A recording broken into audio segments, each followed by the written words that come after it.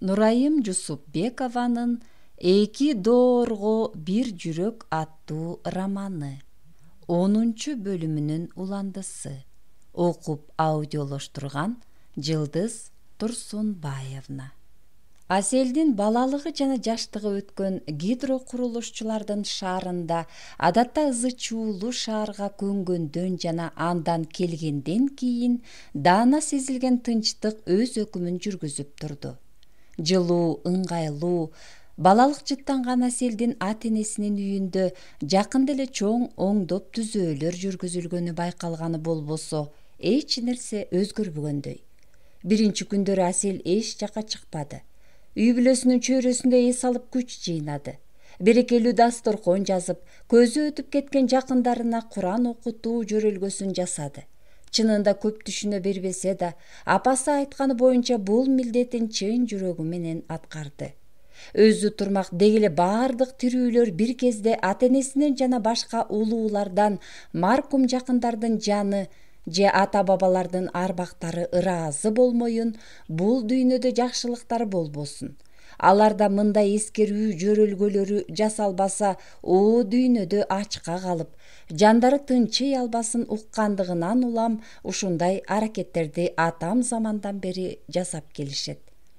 Союз учурунда социалисттик түзүлүштүн ынанымдарынан улам бардык эле коммунисттердин бүт үй бүлөлөрү атеисттерден болушчу.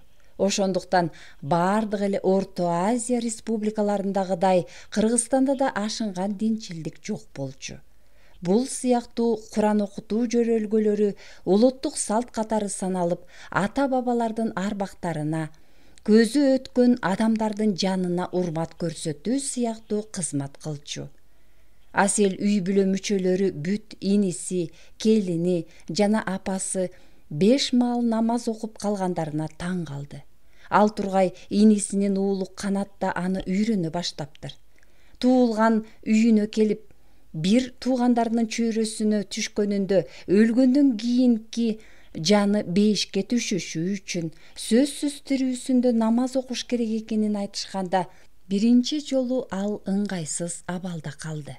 Кудайдын ыраазычылыгы буйрусун, чоң соопторго ээ бололу деп дин жолунда жүргөндөр паспортто жазылган өз атын дагы Курандан алынган ысымдарга алмаштырышат. Советтик адамдарга мечитке барууга, намаз окууга тыюу салынган. Өзү деле ал кезде мечит аттууну байкаган эмес. Болсо да бир райондо бир мечит болсо керек. Ал эми азыр болсо ар бир маалда мечит бар. Ар бир экинчи киши динчил болуп калды. Дааватчылар көчө кыдырып динге чакырып жүрүшөт. Алар дүкөндөрдөн спирт ичимдиктер сатылчу болсо соодага кирбейт. Оокаты арам болду деп банктардан насыя алууга же пайыз үстөгү менен карыз берүүгө жол бербей, мындай аракеттерди уурулук жана киши өлтүрүүгө тете күнөө катары эсептешүүдө. Мындай жагдай бүткүл өлкө боюнча жаралганы менен Борбор шаар чоң болгондуктан көп байкала бербейт.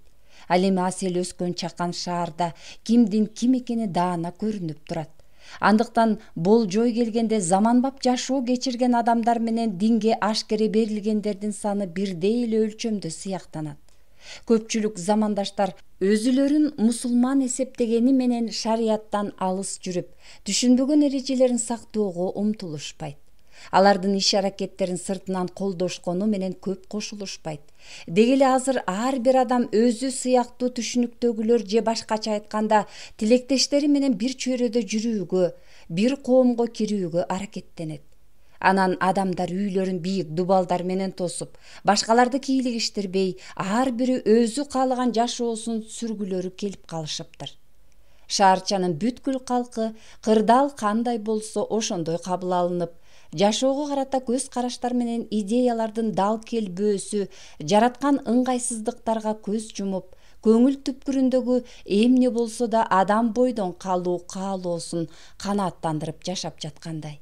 Анын үстүнө диний жактан да, жөнөкөй адамгерчилик жагынан да бирөөнү жамандоого, ушактоого жол берилбейт. Эгер пикир келишпестиктер жаралса, башканын оюн сыйлоо адебин карманып, ар бир адам кечиримдүү болууга аракет кылышы керек. көптөгөн азык түлүк дүкөндөрүндө спирт ичимдиктери сатылбай, адалдыгы халал деген белги менен тастыкталган эт азыктарын гана сатууга аракеттенишип, жан дүйнөнүн гана эмес, тамак аштын тазалыгына умтулуу байкалат. Мечиттердин саны байкалаарлык түрдө көбөйүптүр. Буга жараша эртели кеч чакырылган азандын үнү жетишээрлик бийик үндө угулчу болуптур. Чакан кыштактарды мындай кой. Бул сыяктуу кичине шаарчаларда кимдин кандай жашап жатканы, ким арак ичип көңүл ачаары, ким мечитке каттап намаз окууру, ким диний аалымдар мындай аракеттерди жасоо чоң күнөө болоорун айтканына карабай, көзү ачыктык кылып, адамдарга жардам бергичи өзү да пайда көрөөрү алаканга салгандай көрүнүп турат.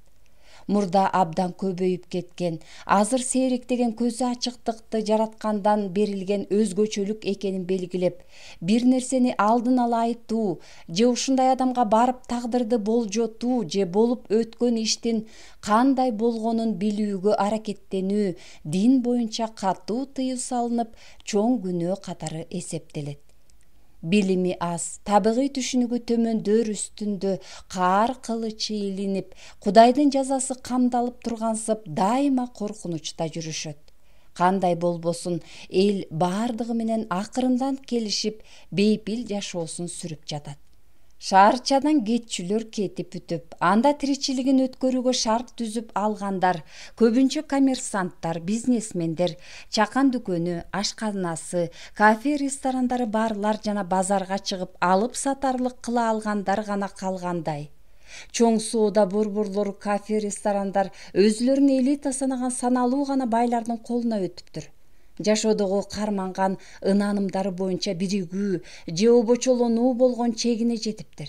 Мисалы, спирттик ичимдиктер сатылган дүкөнгө же халал эсептелбеген кафеге өзүн чыныгы мусулманмын деп эсептегендер кирбей, диний ынанымдар боюнча соода кылган дүкөндөргө же адал тамак жасалган ашканаларга гана баш багышат экен. Дал ушундай бир жактуу жашоо кечирбеген шаарчанын калкынын арасында бир эле Азия чөлкөмүн эмес, анын сырт жактарын электр кубаты менен камсыздаган чоң гэстерди куруучулар да жашап жатышат. Көбү пенсияда же башка жумуштарда болсо дагы эч жакка кетпей, патриоттук сезимдери менен калып калгандар бар экен. Ал жогорку билимдүү инженерлер, өз ишинин кесипкөй адистери болгондуктан шаардын заманбап өнүгүшүнө азыр да салым кошуусун улантып жатышат.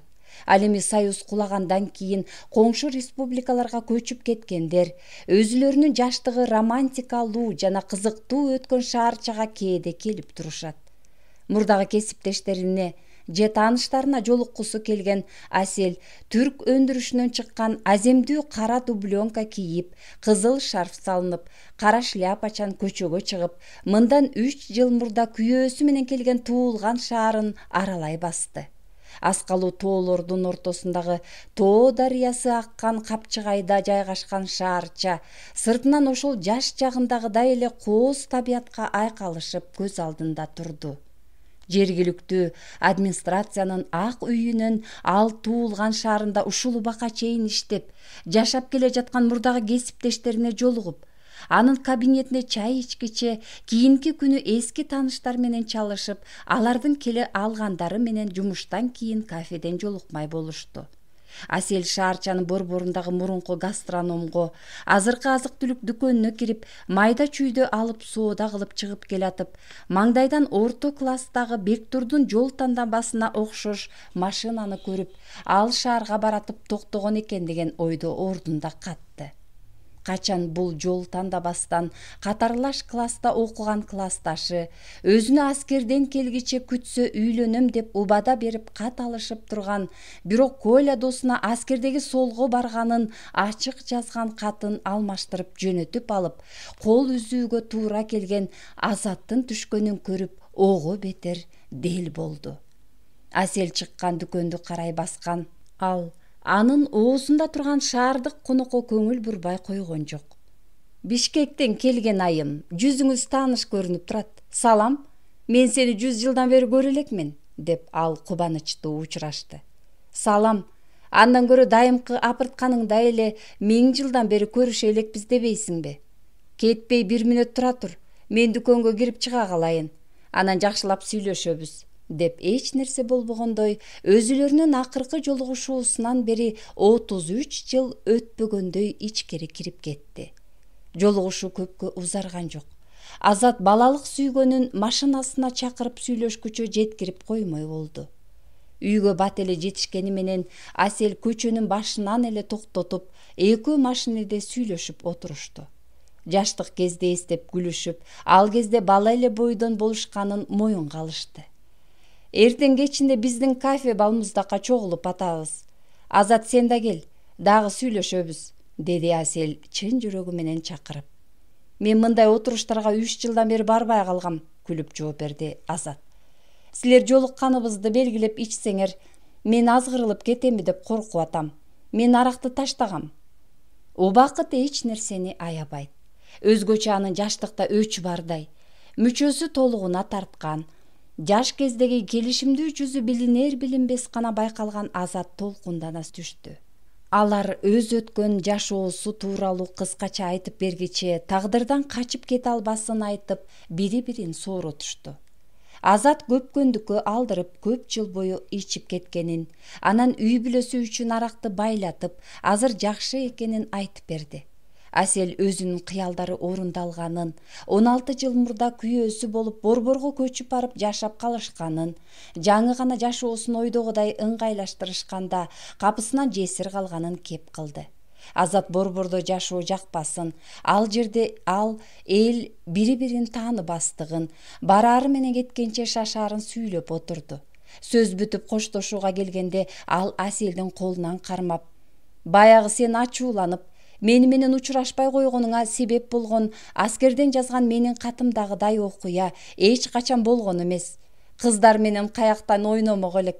Жаш жоокерлерде андай мүмкүнчүлүктөр болбойт. Офицерлер деле болбосо. Жөн гана Коля мурда аскерде жүргөндө казармадан качып чыгып, кыздарга жолугуп, ойноп күлгөндөрүн айтып мактанчу.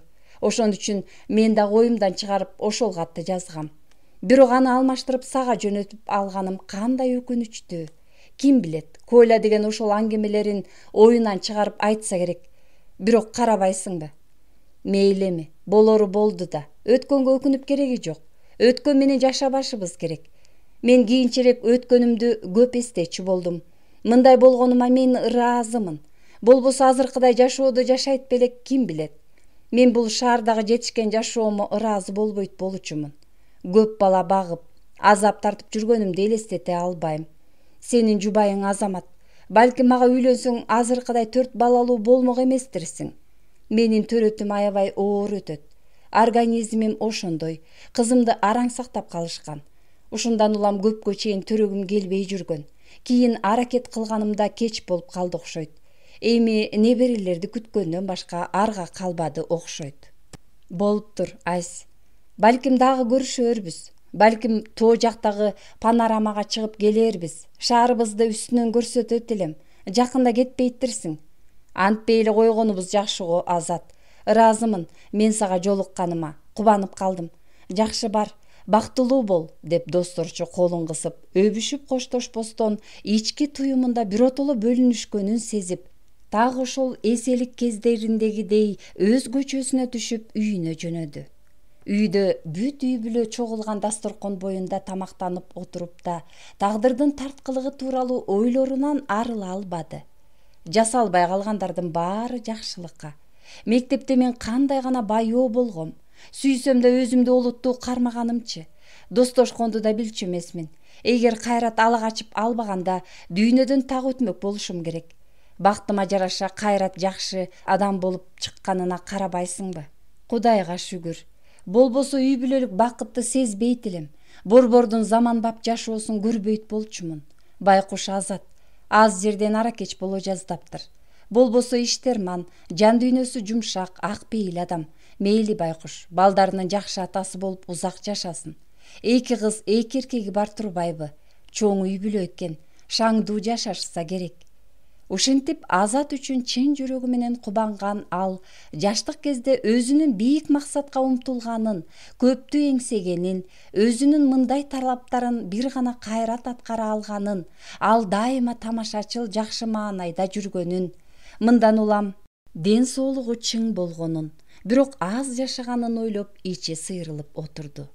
Кийинки күнү кечинде бешөө кафеде жолугушушту. Аселдин алиги шаардын ак үйүндө иштеген курбусу жана өзү менен бир кезде чогуу иштеген Талгат аттуу жигит, баардыгы өткөндөгү комсомолдор менен коммунисттер, Уезбай, Зеноп, өткөн кезди, жалпы тааныштар жөнүндө сөз кылып, бир эле чай ичпестен ар кимиси өзү каалаган ичимдигин татып, жолуккандарын белгилеп отурушту. Көптөгөн тааныштар Орусияга, Украина, Казакстанга, Бишкекке көчүп кетишиптир. Талгаттын көзүнө карап Асел тартынбай сурады. Силердин Камчы деген досуңар бар эле, кесиби инженер гидрокурулушчу, абдан кызыктуу жигит болчу. Дагы эле үй бүлөңөр менен доссуңарбы? Ооба, дале доспуз. Бирок ал үй бүлөсү менен Орусияга көчүп кеткен.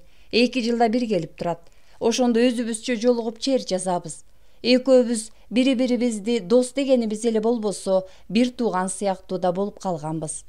Ооба, эсимде, ынтымактуу да, окшош да жүрчүсүңөр.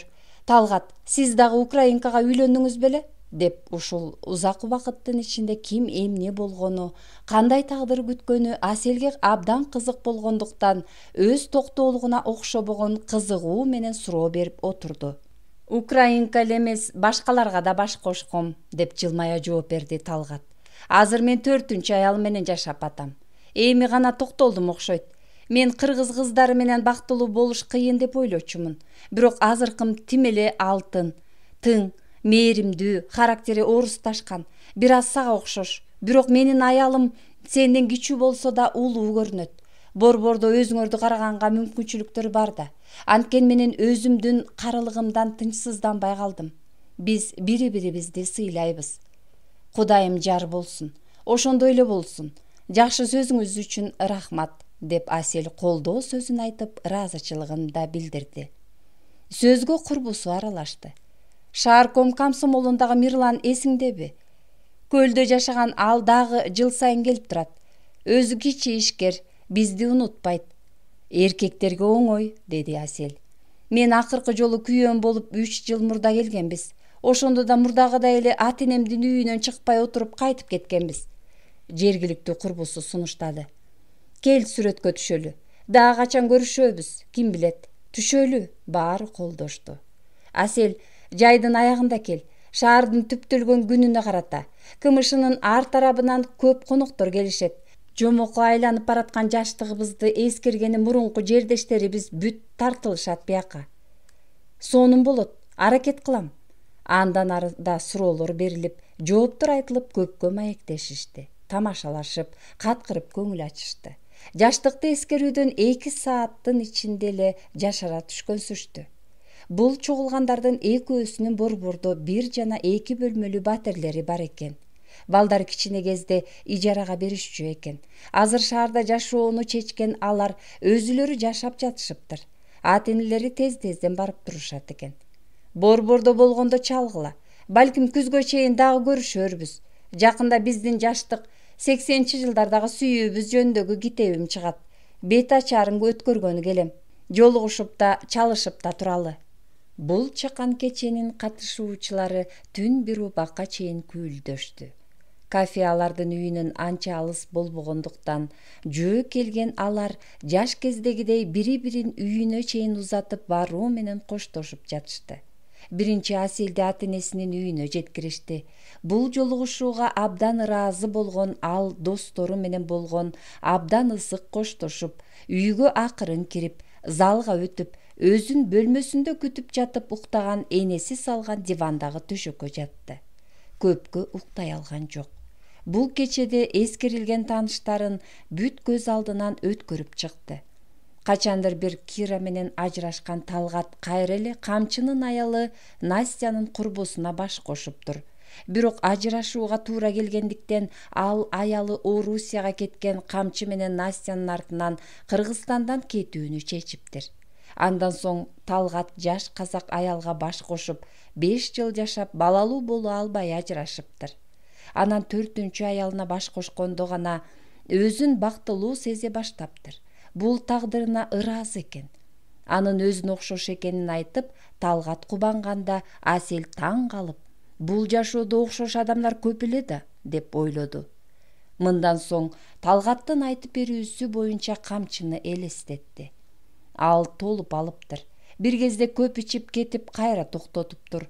Ошол эле өзүн Аселден тартып кеткен Настясы менен ажырашып, кайра жарашыптыр. Ал дале болсо мекенине кайтаарын же ошол жакта калаарын билбей эзилип жүрөт дейт. Мындан улам жан дүйнөсү ооруп, аны абдан аяп кетти. Камчы жаран катары кыргыз же орус болбой орто жолдо калды деп ойлоду.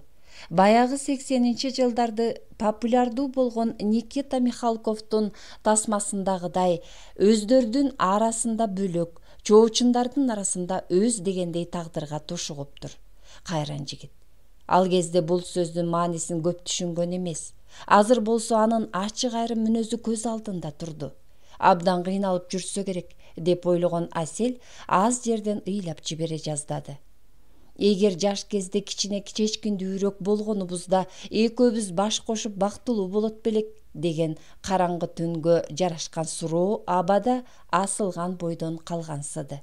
Асел кайра эле менин жашоомдо ишке ашпай калгандардын баары жакшылыкка себепкер болсун, деген ойду ойлоп, ичинен күбүрөнүп жатып уктап кетти.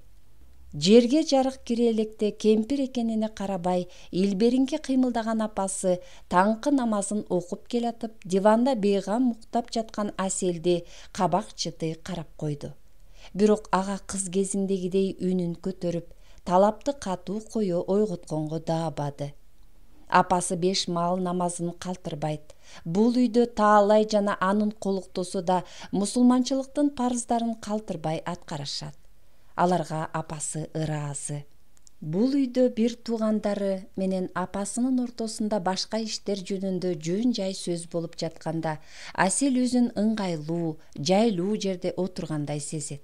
Качан гана сөз Аллахка, диндеги 5 маал намазды милдеттүү түрдө окууга келгенде, ал азырынча буга даяр эмес экенин, анткени менен көңүл түпкүрүндө улуу жаратканга ишенип, бир Алладан башканы Кудай деп тааныбай турганын айтат.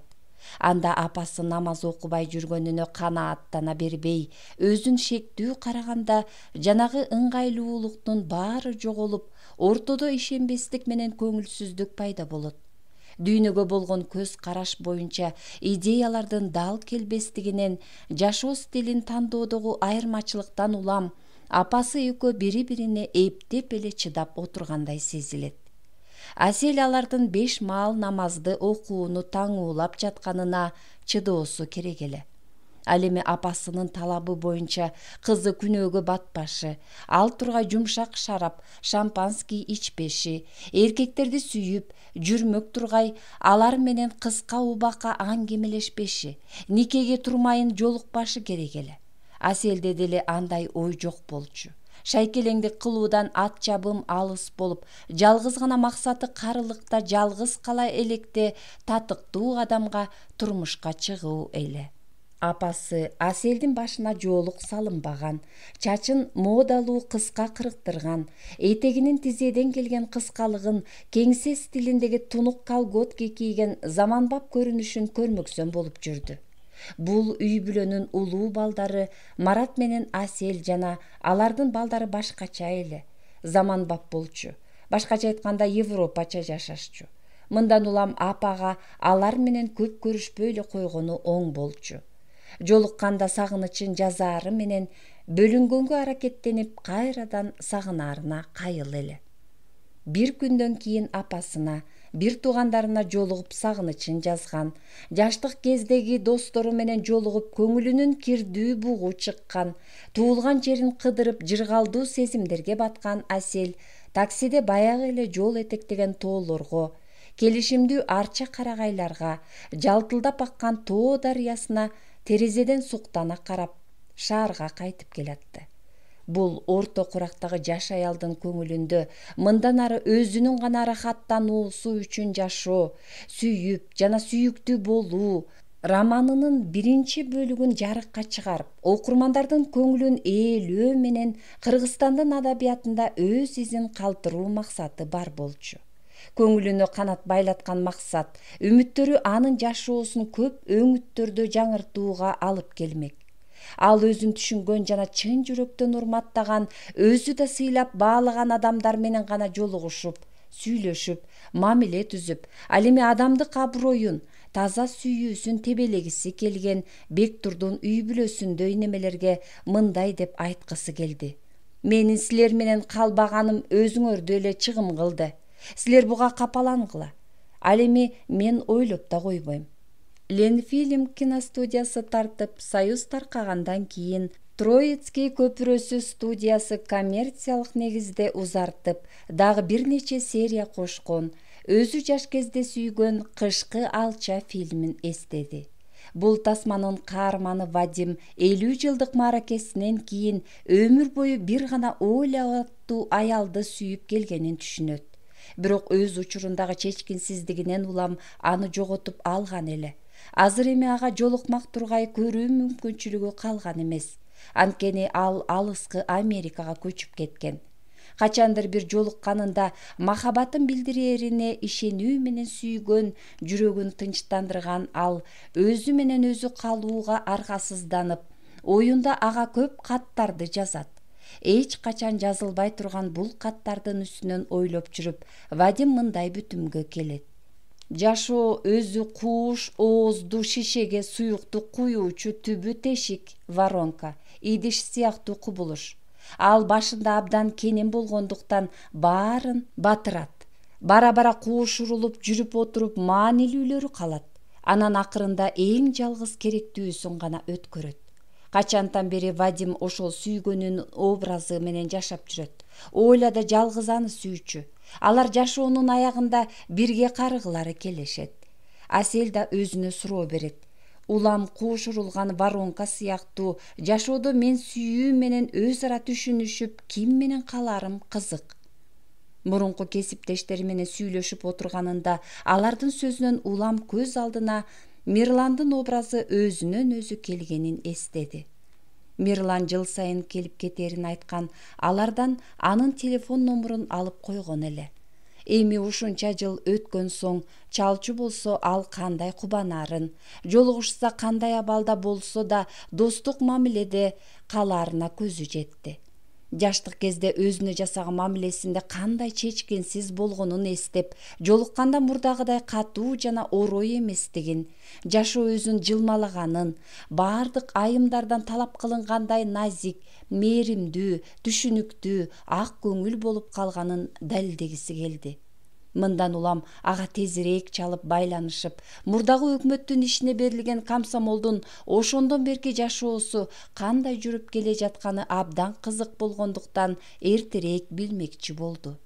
Кеч үйлөнгөн Мирлан Борборго келип кызматтык жакшы карьера жасагандан кийин 90-жылдардын аяк ченинде үй бүлөлүк шартка байланыштуу Ысык Көл облусуна кетип отурукташып, жеке ишкер катары иш жүргүзүп, оокат кыла баштады. Так жүргөн, тазалыкты сүйгөн ал жашоодогу өз максаттарын жакшы билчү. Мындан улам аларга жетиш үчүн бел чечпей эмгектенди.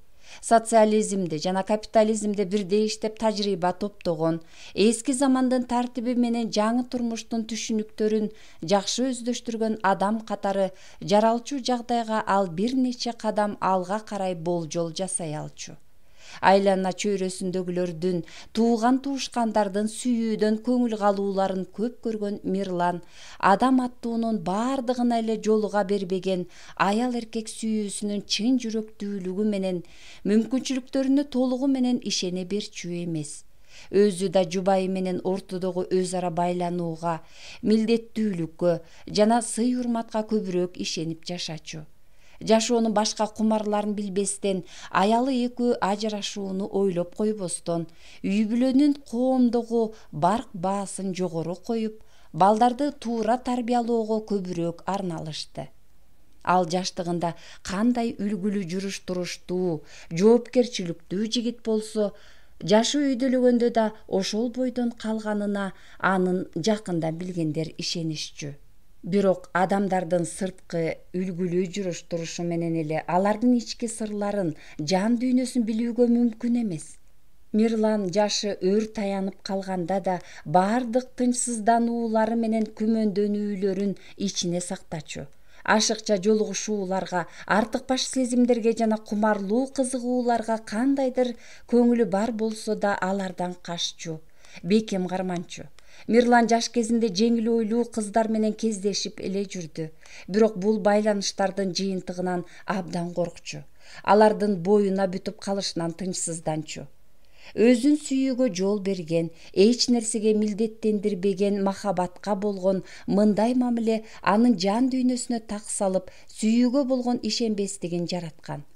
Сыртынан өзүнө ишенимдүү көрүнгөн ал ички санаркоолорун билгисчү эмес. Бирок көңүл түпкүрүндө акыры ошол өзү өмүр бою кыялданган бирден бир сүйүктүү аял менен жолугаар үмүтүн алдейлеп жүрчү. Бул ниет ал үчүн акырындан барып жарылчу бомбадай коркунучтуу болчу.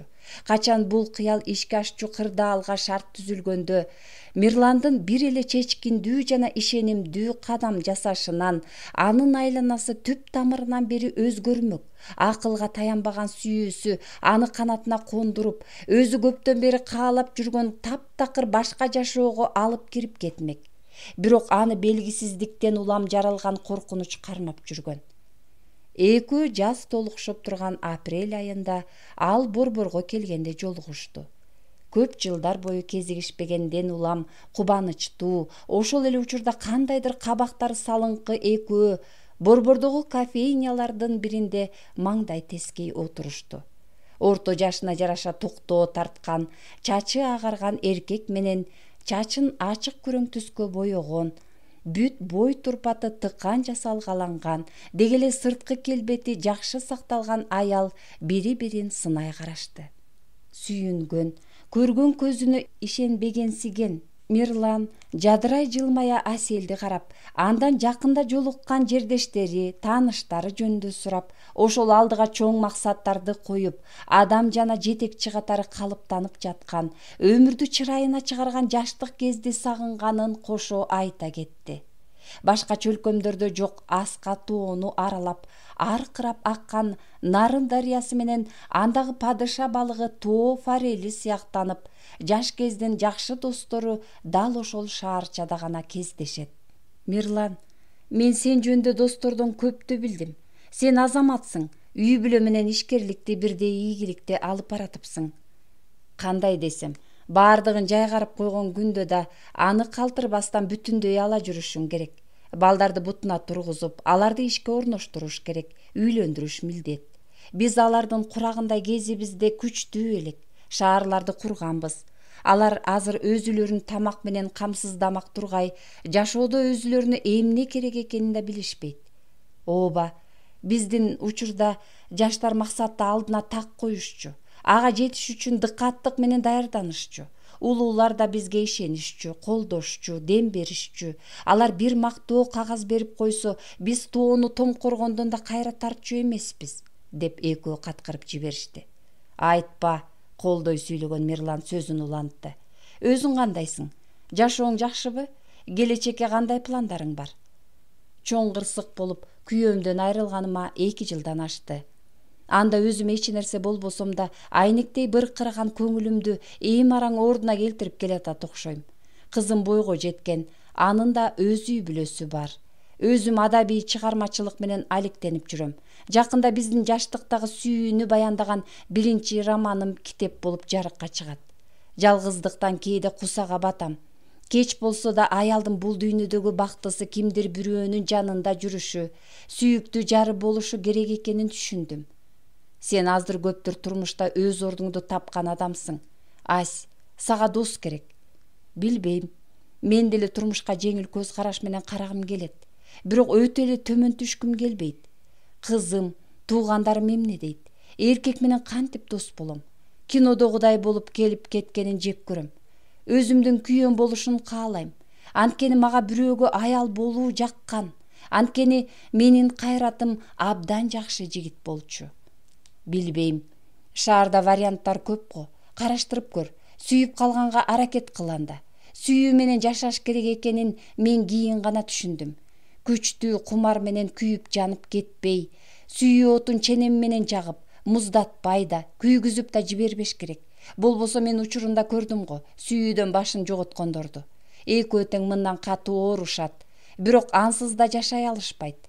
Силер, аялдар, качан чыр салганыңарда айла 6 кетет. Сүйүүң менен бооруңа кыскың да келет, ургуң да келет, деди эле экөө бирдей күлүп жиберишти.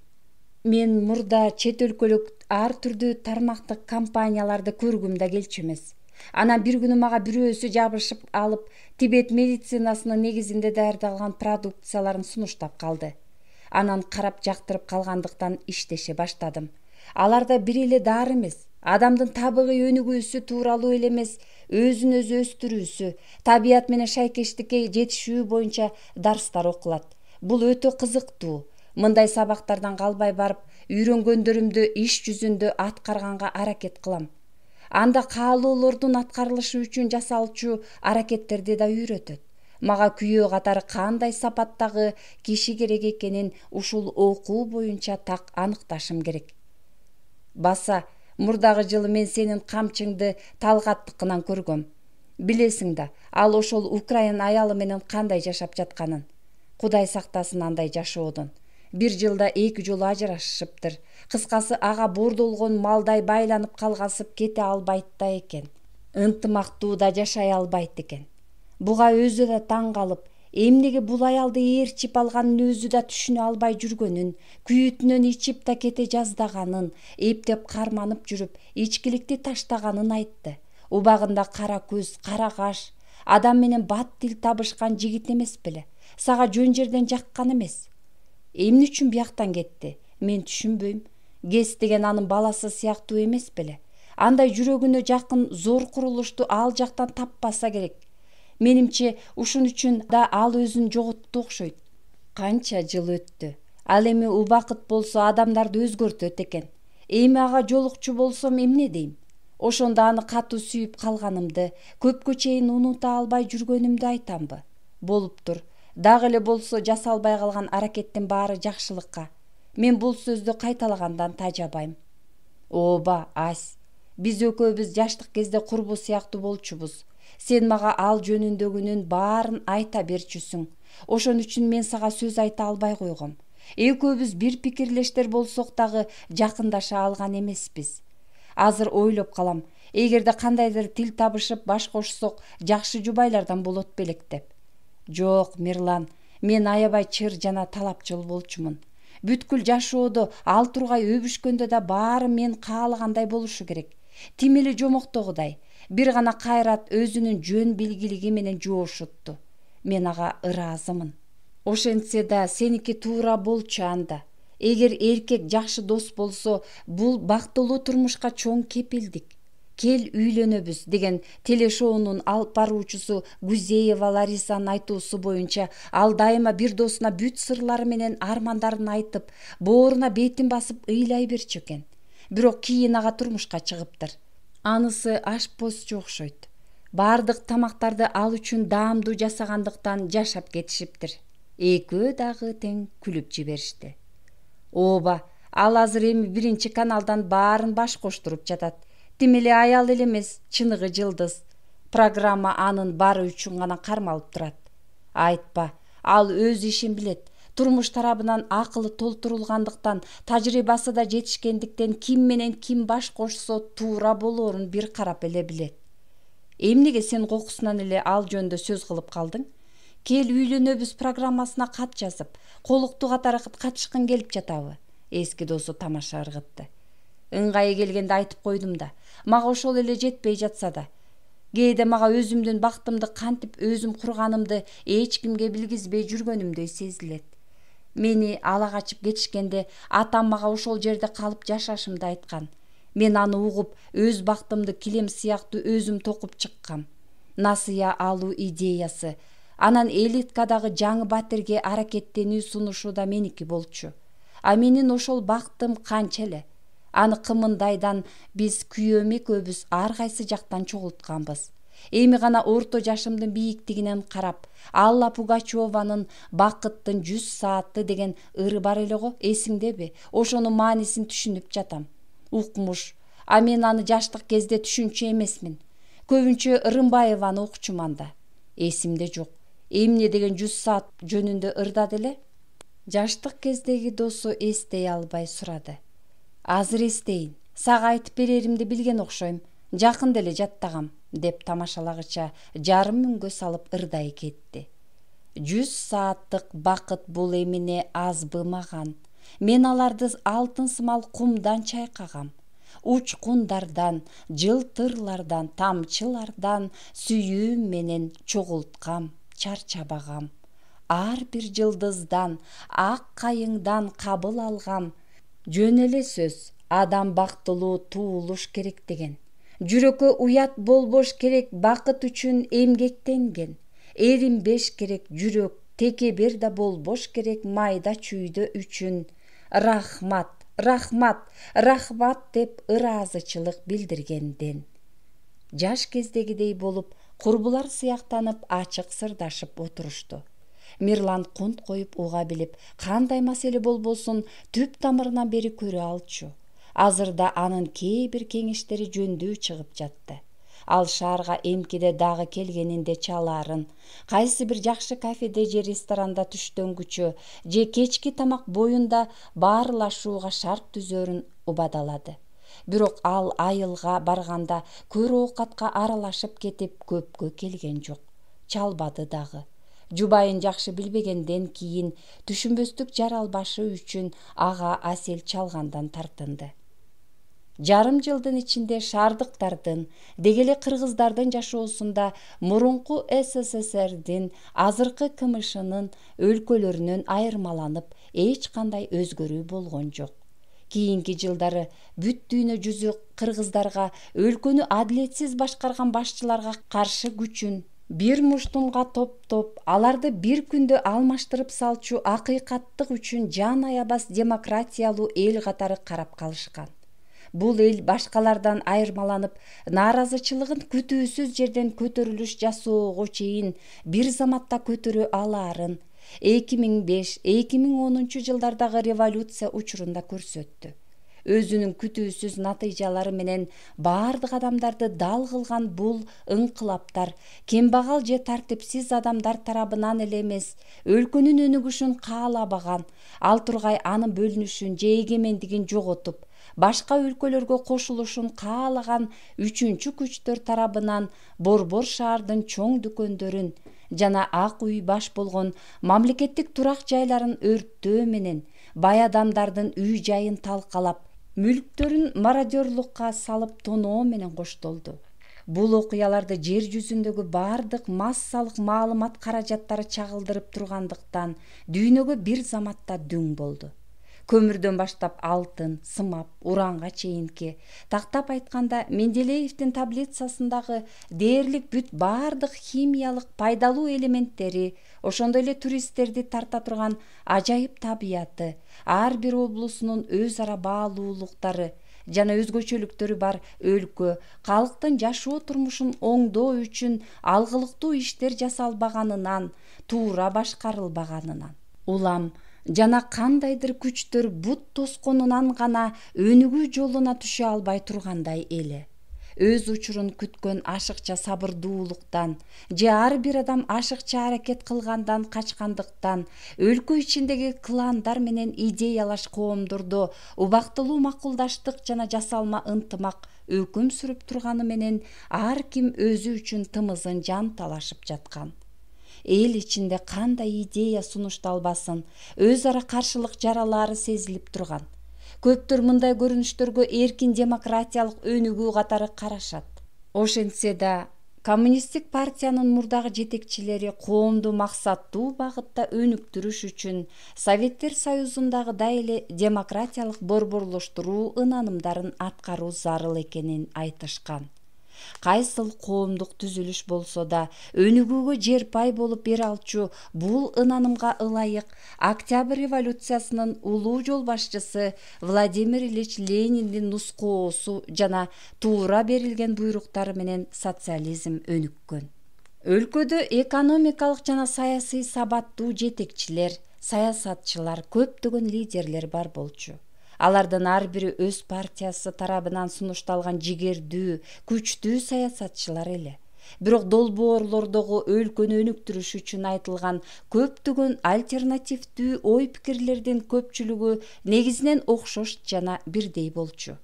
Анткени менен лидерлер менен алар баштаган партиялардын ортосундагы концепциянын биримдигинде жалпылык жок болгондуктан алардын аракетинде натыйжалуулук аз эле. Ар бир лидер өз ячейкасы менен бийликке үстөмдүк кылууга умтулат жана бул сырттан жасалган оппозициялык кийлигишүү бийликтин бардык багыттар боюнча жаңычыл өнүгүүсүнө карай жылган мүмкүнчүлүгүн акырындан азайтууга алып келет. Кыргызстан аттуу бул кичинекей өлкөнү бүткүл дүйнө боюнча урпактарга орчундуу жана көрүнүктүү маданий мурас калтырып кеткен таланттардын аты аркылуу билишет. Жазуучулар чөйрөсүндөгү адабият классиктери Чыңгыз Айтматов, Алы Токомбаев, Алыкул Осмонов, улуу манасчы Саякбай Каралаев, кино жаатында кинорежиссер Болот Шамшиев, Совет жана кыргыз киносунун көрүнүктүү актерлору Болот Бейшеналиев, Сабира Күмүшалиева, Сүймөнкул Чокморов, Таттыбүбү Турсунбаева жана башкалар. Опера жана балеттин аты өчпөс жылдыздары Болот Миңжылкыев, Бүбүсара Бейшеналиева. Аселдин максатка умтулуучулугу коммунисттик тарбиянын таасиринен улам калыптанган. Бирок совет учурунан берки коомдук тапшырмаларды кынтыксыз жана кылчактабастан аткаруусу, кийин өзү тушуккан эң ыңгайлуу жашоо образынан улам мокогон. Ал эми качан гана коомдун өнүгүүсүнө пайда келтире турганын жоопкерчилик көрүп, аз болсо да рухий дүйнөгө салым кошуп жатканына ичинен сыймыктанып, өз аракеттерин дагы да алга сүрөп, максаттарын жакшылап тактап, алдыга умтула баштаганында мындай ишке чарпылганына чындап канааттанган. Ушундан улам жакшы демденди, бактылуу болууга, берекеде жашоого, өз ара макулдукка бир гана өз баасын сезген түшүнүгү боюнча кенен жеткиси келди. Өз теңи менен жашап, сүйүп жана сүйүктүү болуп, анын да, өзүңдүн да бири-бириңе арналган махабатыңды болушунча көп сезип, эркек менен аялдын ортосундагы эң ынак мамилени абдан үлгүлүү иш катары көрөт. Анын жакынкы арада аткарууга аракет кылчу каалоосу сүйүү тууралуу романын жарыкка чыгаруу, анда адамзатынын бардык муундарынын жаралышына шарт түзгөн улуу сезим тууралуу талант дарамети жетишинче айтып берет. Бул түбөлүктүү суроого кайра эле жооп изделет. Асел жер жүзүндөгү бардык адамдар акыры келип эле бир гана сүйүүнү каалашарын, өмүрү өткөнчө акыркы деми чыккыча махабатты баалашарын түшүндү. Сүйүү деген бул улуу сезим жөнүндө өзү эмнени билет? Жашы 50-гө келип калган жашоосундагы сүйүү окуялары боюнча кыска көз ирмемдерди чогултса, бир сүйүктүү аялдын аруу жүзүн толук ачып берет. Романда курбуларынын, туугандарынын, тааныштарынын баштарынан өткөн окуяларынын негизинде кызыктуу сюжеттерди, өз ара маек курган сүйлөшүүлөрдү ачып бергендиктен романтиктер үчүн кызыктуу китеп жаралды. Ал эми өзү мындан ары кандай жашаары да маанилүү суроо бойдон көңүлүндө турат.